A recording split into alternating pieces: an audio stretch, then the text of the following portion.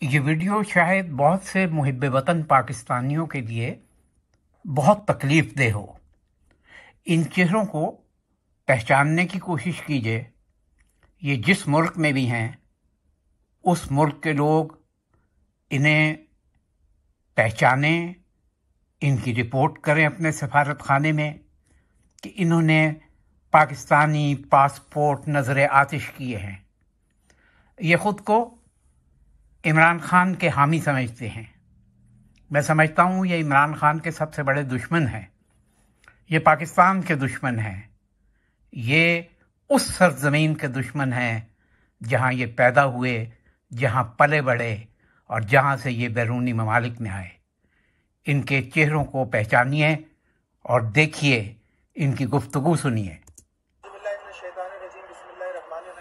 اس video کا مقصد صرف اتنا ہے کہ میں آج اپنے دو ساتھیوں کے ساتھ صحرا، باقر، جعفر اور بچوں کے ساتھ یہ احتجاج ریکارڈ کرانا چاہتا ہوں کہ پاکستان میں آئندہ آنے والی حکومت جو چوروں کی ہے، ڈاکوؤں کی ہے، لاقانونیت کی ہے، ہم اس حکومت کو نہیں مانتے۔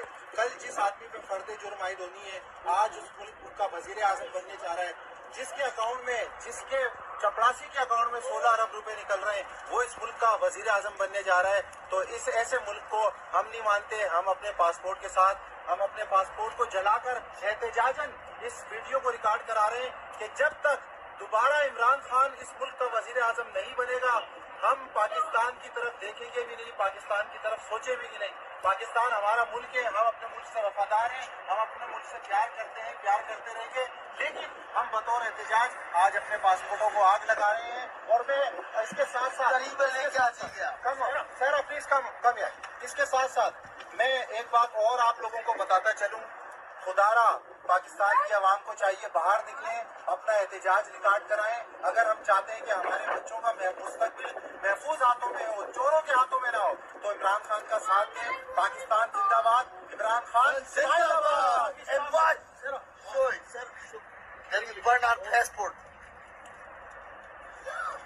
اور ہم لوگوں نے اپنے پاسپورٹ صرف اس وجہ سے جلائے ہیں کیونکہ ہم نہیں چاہتے کہ شہباز شریف جیسا چور ہمارے ملک کا وزیر اعظم بنے، اور اس کے بعد ہم سے جو ہو سکے گا ہم کریں گے پروٹیسٹ کے لیے۔